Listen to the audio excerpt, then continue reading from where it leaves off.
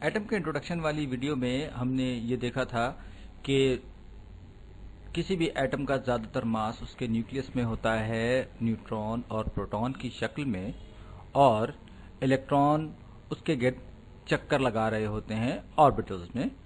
اور اگرچہ ہم الیکٹران کو ایک پارٹیکل کہتے ہیں، لیکن وہ کسی ہیز کی طرح نیوکلیس کے گرد چکر لگا رہا ہوتا ہے، اور ہائزنبرگ کے انسرٹینٹی پرنسپل کی وجہ سے ہم یہ نہیں بتا سکتے کہ الیکٹران اپنے آربیٹل میں ایگزیکٹلی کس لوکیشن پہ ہے اور ایگزیکٹلی اس کا مومنٹم کیا ہے۔ اسی لیے ہم الیکٹران کو ایک بہت ہی اسٹرینج قسم کا پارٹیکل کہتے ہیں، اور اسی لیے ہم یہ نہیں کہتے کہ الیکٹران نیوکلیس کے گرد آربٹ میں گھوم رہا ہے جس طرح کہ کوئی پلانٹ سورج کے گرد گھومتا ہے، بلکہ ہم یہ کہتے ہیں کہ یہ ایک پروبیبلٹی فنکشن کی شکل میں نیوکلیس کے گرد چکر لگا رہا ہوتا ہے۔ یہاں میں نیوکلیس کے گرد ایک آربیٹل بنانے جا رہا ہوں جو کہ 1s آربیٹل ہے، اور یہ کسی اسفیئر یا گولے کی طرح سے ہے۔ تو اب میں اس بارے میں یہ کہوں گا کہ 90% آف ٹائم یہ الیکٹران جو ہے اپنے آربیٹل میں کہاں ہوگا، تو فرض کیجئے یہ یہاں اس جگہ میں ہوگا۔ تو اس اسفیئر میں جیسے جیسے ہم سینٹر کی طرف بڑھتے جائیں گے ویسے ویسے الیکٹران کے ملنے کی پروبیبلٹی بھی بڑھتی جائے گی، یعنی اندر کی طرف زیادہ سے زیادہ ڈینس اور باہر کی طرف کم سے کم ڈینس، یعنی 1s آربیٹل میں الیکٹران کے پائے جانے کی پروبیبلٹی زیادہ ہوگی جو کہ نیوکلیس سے بھی زیادہ قریب ہے۔ اس کے مقابلے میں الیکٹران کا زیادہ باہر پایا جانا، اس کی پروبیبلٹی خاصی کم ہوگی۔ آپ کو الیکٹران نیوکلیس کے گرد کہیں پر بھی مل سکتا ہے، لیکن ہم بات کر رہے ہیں پروبیبلٹیز کی، یعنی اس بات کا کتنا چانس ہے کہ الیکٹران نیوکلیس کے گرد کہاں پر کس قدر پایا جا سکتا ہے۔ اب میں آپ کو ایک دم سے بور ایٹامک ماڈل کی طرف لیے چلتا ہوں جو کہ نیلز بور نے آج سے تقریباً 100 سال پہلے پیش کیا تھا۔ اگر آپ پرانے زمانے کے ریسرچ پیپرز اس زمانے کے دیکھیں تو آپ کو پتہ چلے گا کہ بور کے ایٹامک ماڈل پہ کتنی زیادہ ڈیبیٹس ہوتی رہی ہیں اور کتنی دلچسپ ڈیبیٹس ہوتی رہی ہیں۔ دراصل یہ بور ایٹامک ماڈل ہی تھا جس میں الیکٹران کو نیوکلیس کے گرد بالکل اسی طرح گھومتا ہوا تصور کیا گیا تھا جیسے کہ پلانٹس سورج کے گرد گھومتے ہیں، اور یہ ماڈل کم از کم میری نظر میں الیکٹرانز کو کنسپچولائز کرنے کے لیے بہت اہم ہے اور بہت دلچسپ ہے۔ تو یہ دیکھیے، یہ ایک الیکٹران ہے جو کہ نیوکلیس کے گرد آربٹ کر رہا ہے جسٹ لائک اے پلانٹ۔ لیکن ایک بار پھر میں آربٹس اور آربٹلز کا فرق بتا دوں۔ آربٹلز دراصل پروبیبلٹی فنکشنز ہوتے ہیں، یہ بالکل آربٹس نہیں ہوتے۔ تو اگر آپ صرف انرجی لیولز کو سمجھنے کے لیے اس ماڈل پر غور کریں تو آپ کو خاصی حد تک آئیڈیا ہونا شروع ہو جائے گا کہ جس طرح آربٹس ہوتے ہیں آربٹلز بھی اسی طرح ہوتے ہیں، اور ہر آربٹل کی اپنی ایک انرجی سٹیٹ ہوتی ہے۔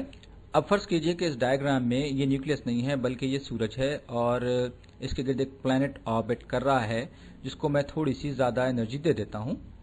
مثلا اس پلانٹ کو میں نے انرجی دی کسی بہت ہی بڑے راکٹ بوسٹر کے ذریعے، اور اس کو تھوڑا سا زیادہ انرجیٹک بنا دیا، تو ہو سکتا ہے کہ اس کی رفتار کچھ بڑھ جائے اور یہ اس کا پاتھ یعنی اس کا راستہ جو ہے وہ تبدیل ہو کر کچھ اس طرح کا تھوڑا سا بڑا، تھوڑا سا مختلف ہو جائے، لیکن کائنیٹک انرجی تھوڑی سی بڑھ جانے کی وجہ سے اس کا آربٹ بھی تھوڑا سا بڑا ہو جائے گا۔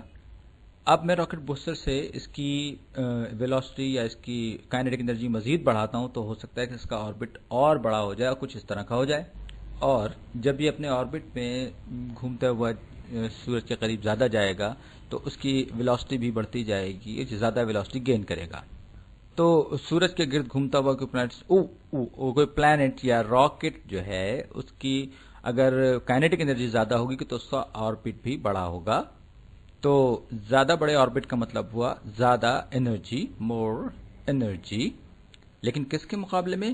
یہ اندر والے آربٹس کے مقابلے میں۔ اگرچہ ہم اس وقت کوانٹم ورلڈ کی بات کر رہے ہیں اور یہ صرف ایک انالوجی ہے جو پوری طرح سے کوانٹم ورلڈ پر اپلائی نہیں ہوتی، لیکن انرجی لیولز کو سمجھنے میں یہ چیز بہرحال ہماری بہت مدد کرتی ہے۔ تو انرجی دراصل وہ چیز ہے جو ورک یعنی کام کرنے یا ریڈیشن یا انرجی ریلیز کرنے کے سے متعلق ہوتی ہے۔ مثلا اگر آپ پڑے ہوئے ہیں، کوئی کام نہیں کر رہے، تب بھی آپ ہیٹ ریلیز کر کے اس انرجی کو ضائع تو کر رہے ہیں۔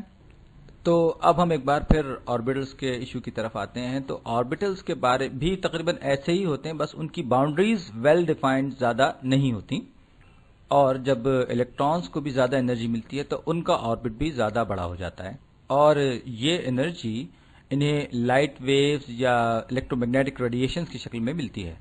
کوانٹم مکینکس میں جتنی بھی انرجی، جتنی بھی ریڈیشن ہوتی ہے وہ پارٹیکلز یعنی فوٹونز کی شکل میں ہوتی ہے. تو ایک فوٹون ہٹ کرتا ہے الیکٹران کو اور اسے پش کر کے ہائر انرجی لیول والے آربیٹل میں لے آتا ہے.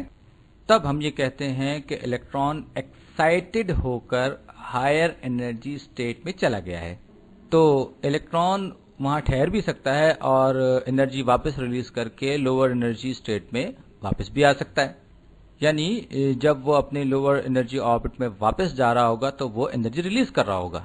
یہی وجہ ہے کہ بعض چیزیں ہمیں اندھیرے میں چمکتی ہوئی بھی نظر آ جاتی ہیں. بہرحال یہ الگ ٹاپک ہے. کیمسٹری میں آپ کو یہ جو انرجی اسٹیٹس یا انرجی لیولز ہیں ان سے بار بار واسطہ پڑے گا، تو ان کے بارے میں تھوڑا سا ذہن نشین رکھیے گا. ہاں، تو میں یہ بتا رہا تھا کہ جب الیکٹران کو آپ انرجی دیتے ہیں وہ ہائر آربٹ میں جاتا ہے، اور ہو سکتا ہے کہ وہ زیادہ دیر وہاں نہ ٹھہرے اور بہت ہی جلدی وہ واپس لوور انرجی آربٹ میں یا لوور انرجی اسٹیٹ پہ پہنچنے کی کوشش کرے اور انرجی ریلیز کرے، اور یہ چیز الیکٹران کی نیچر کا حصہ ہے. اب یہ اس ڈائیگرام کو دیکھیے، میں اس میں دو الیکٹرانز ڈال رہا ہوں جو یہاں کہیں ہو سکتے ہیں، اور پھر میں ایک تیسرا الیکٹران بھی لے آیا. تو وہ تیسرا الیکٹران کہاں جائے گا، اندر یا باہر کی طرف؟ دیکھیے بالکل صاف سی بات ہے. نیوکلیس پر پازیٹیو چارج ہے، الیکٹرانز پر نیگیٹو چارج ہے. دو الیکٹرانز آلریڈی آربیٹلز میں ہیں، دونوں کا چارج نیگیٹو ہے، دونوں جو ہے ایک دوسرے کو ریپیل بھی کر رہے ہیں. اب جب تیسرا الیکٹران آئے گا تو آلریڈی جو آربیٹلز بھرے ہوئے ہیں وہ تو وہاں نہیں جا سکتا، تو یہ اس کو ریپیل کر کے اگلے آربٹ میں پہنچا دیں گے یا اگلے آربیٹل میں پہنچا دیں گے. یا یوں کہیے کہ یہ تیسرا الیکٹران جو ہے یہ باہر کے آربیٹل میں خود بخود چلا جائے گا. ہم چاہے کوانٹم ورلڈ کی بات کریں یا کلاسیکل ورلڈ کی، لیکن یہ بات صحیح ہے کہ جس چیز کی بھی انرجی، جس باڈی کی بھی انرجی زیادہ ہوگی وہ اپنے سینٹر آف اٹریکشن سے زیادہ دور رہتے ہوئے چکر کاٹے گی آربٹ میں یا اپنے آربیٹل میں، اور اسی کے ساتھ ساتھ اسے اپنے سینٹر سے فاصلہ برقرار رکھنے کے لیے بھی کم انرجی چاہیے ہوگی. یوں کہیں کہ جو بیچ میں انٹریکٹیو فورسز ہیں وہ بھی کمزور پڑ گئی ہیں، جیسے کہ یہاں پلانٹ کے آربٹ میں یا پھر یہاں الیکٹران کے آربٹلز میں. تو الیکٹران کی ایگزامپل میں کولم فورسز کم ہوں گی، لہٰذا اس الیکٹران کو ایٹم سے نکال کے باہر پھینکنا یا اپنے آربٹ سے دربدر کر دینا زیادہ آسان ہوگا. اب سوال یہ آتا ہے کہ آخر الیکٹرانز اپنے آربٹلز کو بھرتے ہی کس طرح سے ہیں، کس طرح سے وہ خالی جگہ کو پر کرتے ہیں. تو اس کے لیے آپ ذرا جلدی سے یہ ایک ڈائیگرام دیکھیے. یہاں پر آربٹلز دکھائے گئے ہیں. تو کسی بھی آربٹل کے دو آسپیکٹ ہوتے ہیں، ایک اس کا شیل یعنی اس کا انرجی شیل جس کو n سے ظاہر کرتے ہیں یہاں، اور یہ انرجی شیلز پیریوڈک ٹیبل میں پیریڈز سے تعلق رکھتے ہیں. اور پیریوڈک ٹیبل میں یہ جو پیریڈز ہیں یہ سمپلی یہ روز ہوتی ہیں یا قطاریں ہوتی ہیں. تو یہ رہا پیریوڈک ٹیبل کا پیریڈ 1. اس میں ہائیڈروجن اور ہیلیم، اور یہی پیریوڈک ٹیبل کی سب سے پہلی رو ہے. اور اس کا مطلب یہ بھی ہے کہ ان دونوں ایلیمنٹس میں یا اس پیریڈ میں جو بھی الیکٹرانز ہیں وہ پہلا انرجی شیل بھریں گے یا فل کریں گے.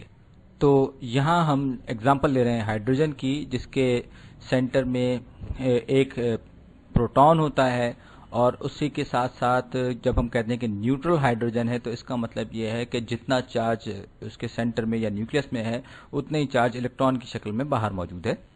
لیکن کیونکہ ہم یہاں بات کر رہے ہیں نیوٹرل ایٹم کی، لہٰذا ہم یہ کہہ سکتے ہیں کہ ہائیڈروجن کے سینٹر میں اگر ایک نیوٹران ہے اور وہ نیوٹرل ایٹم ہے، ایک پروٹون ہے اور وہ ایک نیوٹرل ایٹم ہے، تو اس کا مطلب یہ ہوا کہ اس کے آربٹل میں بھی ایک الیکٹران ہوگا.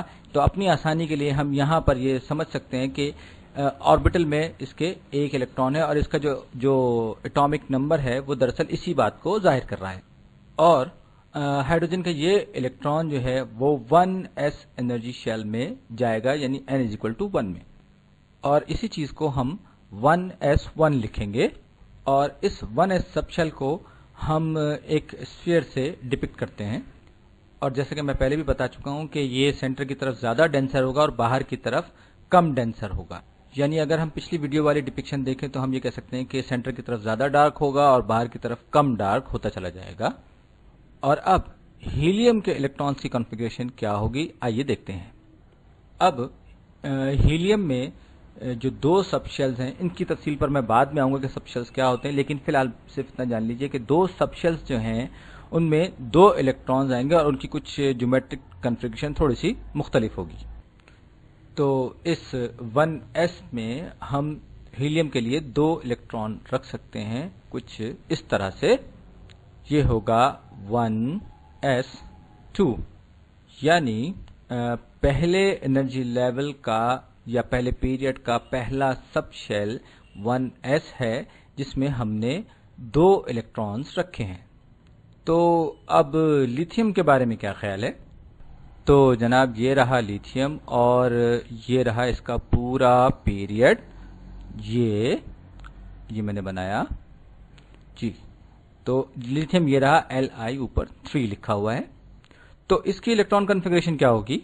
तो इसका भी पहला इलेक्ट्रॉन 1s1 में, दूसरा इलेक्ट्रॉन 1s2 में, लेकिन तीसरा, तो पहला इलेक्ट्रॉन तो लोएस्ट एनर्जी स्टेट में चला गया, उसके बाद वाला जो है उससे कम लोअर एनर्जी स्टेट में चला गया, फिर तीसरा कहाँ जाएगा? तो लिथियम में भी पहले 1s1 भरा जाएगा, फिर 1s2 भरा जाएगा और उसके बाद तीसरे इलेक्ट्रॉन की बारी आएगी। इस कार्रवाई के पूरा हो जाने के बाद हम अगले एनर्जी शेल की तरफ बढ़ेंगे, यानी n=2 की तरफ। और ये बात इसके दूसरे पीरियड में होने से भी पता चल रही है। ये लीजिए, मैंने इस सेकंड पीरियड की आउटलाइन को और गहरा कर दिया। तो जनाब अब लिथियम की जो इलेक्ट्रॉन कॉन्फ़िगरेशन होगी वो कुछ इस तरह से होगी कि 1s2 बिल्कुल हीलियम की तरह, और उसके बाद 2s1। ये तो लिथियम की इलेक्ट्रॉन कॉन्फ़िगरेशन हो गई, लेकिन 2s1 से मेरा मतलब क्या है? तो लिथियम के दो इलेक्ट्रॉन इस ऊपर वाले शेल में होंगे और इसके गिर्द ये दूसरा n=2 वाला बड़ा शेल होगा, और इसी में लिथियम का एक इलेक्ट्रॉन होगा। मैं इसे बनाने की कोशिश करता हूं। ये देखिए, ये एक पहला प्रोबेबिलिटी स्फीयर हुआ और इसके गिर्द दूसरा ऑर्बिटल आ गया जिसमें ये लिथियम का तीसरा इलेक्ट्रॉन आएगा। ये तस्वीर बनाने का मतलब हरगिज ये नहीं कि इलेक्ट्रॉन एग्जैक्टली वहीं होगा, बल्कि ये होगा कि यहाँ हो सकता है इलेक्ट्रॉन के कहीं पर भी मिलने का चांस हो सकता है, लेकिन यहाँ पर मिलने का चांस सबसे ज्यादा है। इसका मतलब सिर्फ ये है। खैर, अब मेरी इस वीडियो का वक्त पूरा होने वाला है और मैं इसी टॉपिक को फर्दर डिस्कस करूंगा अगली प्रेजेंटेशन में, अगली वीडियो में।